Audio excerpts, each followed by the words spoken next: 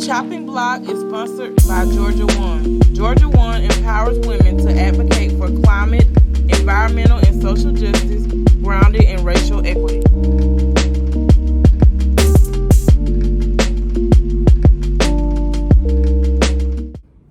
Hey guys, welcome back to the Chopping Block, where we are chopping issues one at a time. I am Revenue Money, and unfortunately my co-host Miss Cornetta cannot be here with me today. But before we start today's podcast, we just want to send Miss Cornetta all our love here at the Chopping Block. And at GEORGIAWAND, your presence is definitely missed, and we hope that you are doing well. In the meantime, you know your girl got you here at the Chopping Block, so let's chop it up. So this year is school season. We are officially in school season in August. Classes begin, I believe, next week. But I'm here to give some tips for the freshmen coming into college, specifically at an HBCU.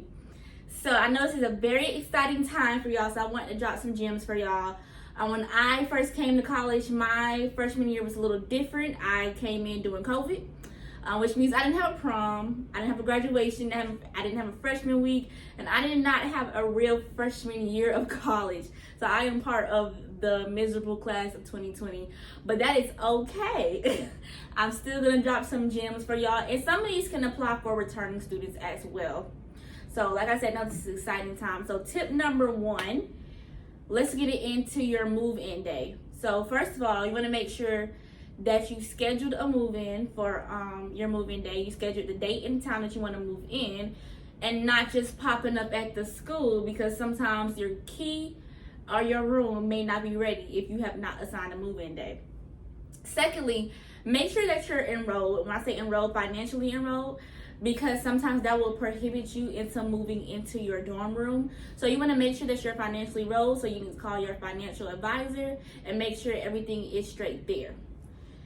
Third thing you want to do is make sure you actually have a room assigned. I know that sounds like duh, but you'll be surprised how many students come up to the school and don't actually have a room assigned. And sometimes the process can be very confusing. So if you get confused along your way, make sure that you call your school and call whatever department that you're looking for, and make sure that everything is in order before you come up to the school, because if something's not in order, it can stop you from moving in. Another thing is reach out to your roommate as well, especially like depending on what kind of dorm you guys have. You may want to buy some furniture for the place, or some type of, cute decoration. Y'all want to decorate together. So reach out to your roommate, get to know them, so when you get there, you're familiar with them, and it's not like all ox and stuff. Because I know when I first moved into my dorm, I didn't reach out to my dorm mates. And it was really weird because like the first 2 days I was there, I didn't speak to them. Like I didn't even see them, because I lived in my dorm was almost kind of like an apartment style. So they were either gone or in their rooms when I was outside of my room. So I didn't see them for like the first 2 to 3 days. So it was really weird. It was like I was living with people I don't know who's in here. So just reach out to them. I don't know why I didn't just knock on their door. But I was nervous. So make sure you reach out to your roommate and get familiar with them as well. The next thing is read the list of things that you can and cannot bring.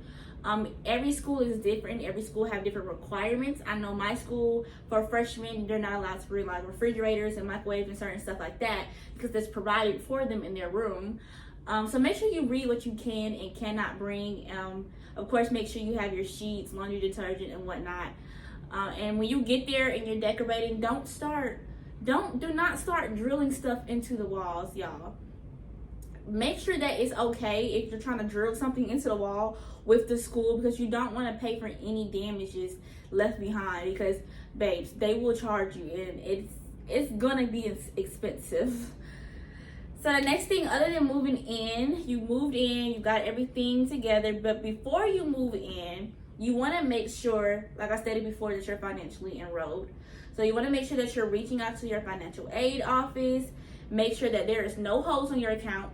I'm not sure how every school does it, but I know at my school, if you got a hole on your account, it stops you from doing anything. Like you can't register from classes, you can't move into your room, you can't do nothing but take that hold off. And you want to make sure you don't have any holds financially with the registrar office. You want to make sure you have all your paperwork turned in. Make sure your health insurance is turned in, because I know from personal experience that health insurance held me up a lot my last semester at college. I didn't turn in the health insurance paper, and it was like, nah, you can't register for class, you can't move in, you can't do nothing until you got them COVIDs and insurance stuff together. So make sure you have all that stuff together. And make sure you reach out to your advisor, whoever they may be, so that you can register for class. Usually colleges set up the freshman classes for them, but for my returning students, it's on us to make sure we have our schedule together. So we make sure we need to reach out to our advisor and get our schedules together, and make sure we have the right amount of credible hours for that semester so that you are a full-time student. Because if you don't have the right amount of hours, they could put you as a part-time student, and you want to be a full-time student.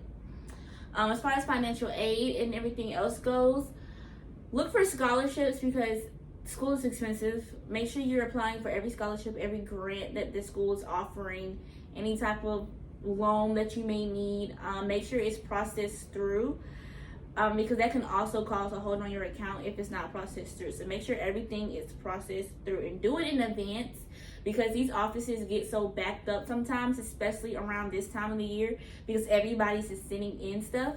So make sure you do it like ahead of time so that it can be processed through, done, and out. You don't have to worry about being in a long lines of financial aid, because you could be there for 2 to 3 hours. It's like the DMV, I promise you.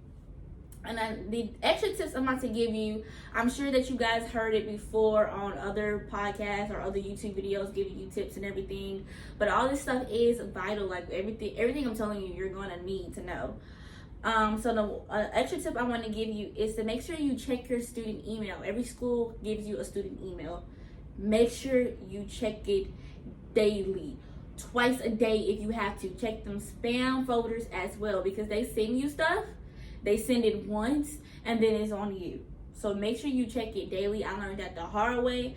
I used to check my email maybe like twice a week and miss out on so much vital information. So make sure you check that email daily. It's very, very important. Always have someone with you. Oh, right. If you're going to parties, always have someone with you. Colleges have parties all the time. All the time. You want to be safe and you want to be smart. Make sure that somebody's with you all the time, especially at night, because you do not want to get kidnapped or whatever the case may be. Be smart about it. If you're going to go to the parties, just have a buddy with you. The buddy system is what they call it. Speaking of parties, if you're going to a party on a school night, I would advise you not to. Because here's the thing. There's always going to be a party. Every weekend there's going to be a party. It's always going to be something. College is expensive. Go to class. You're paying all this money. Go to class. It is very hard to go to class when you've been partying all night the night before, especially if you have a morning class. So if you're going to go to the parties, make sure you just try to go on the weekends when you don't have nothing else to do the next day, and always have somebody with you. But please, please, please, whatever you do, go to class, because these classes are not cheap. They're very expensive, especially if you're paying out of pocket. Don't be silly. The next thing I'm going to tell y'all to do is get involved. It's very cool to get involved here at the schools. Once you get involved and people know who you are and you grow connections, it makes your 4 years of college a lot more easier, because now you know people and they're willing to help you more willing to help you than somebody that they don't know. And another way to get help easier, I know we like to call the offices and try to get help over the phone. You're more entitled to get help if you come into office and speak with them face to face as well. So make sure you get involved so that they know who you are, people know who you are. And if you need any type of additional help, go up to the offices and speak to them face to face, because you're more entitled to get help that way. And last thing I'm gonna tell you guys is try not to do any morning classes. I know we might get stuck with a morning class here or there, but if you can avoid morning classes, especially if you're not a morning person, and especially if you like to party on the week, Try not to do any morning classes because it is very hard to get up. Because here's the thing, nobody is going to check for you. Nobody's looking for you. The professors are not going to email you. They're not going to be like, hey, you know, we saw you wasn't in class these past couple days. Your mom's not going to know because she's not there. She's not there to wake you up. So it's very important. If you're not a morning person, don't take any morning classes. So like I said, college is expensive. Do not be paying all that money just not to go. That doesn't make sense. If you just want to go for the parties, you can go to the parties without attending college. Go to class, please. That's the biggest advice. Just go to class. And half of the time in these colleges, your attendance counts more than the assignment. All you have to do is be there. Just be there and participate, but be there. Just go to class, y'all. But that's all the advice and tips I have for y'all today. If y'all need more advice and more tips, I'll be glad to give it to y'all. And thank you for chopping it up with me today here at the Chopping Block. I will see you for next Friday's episode. Bye.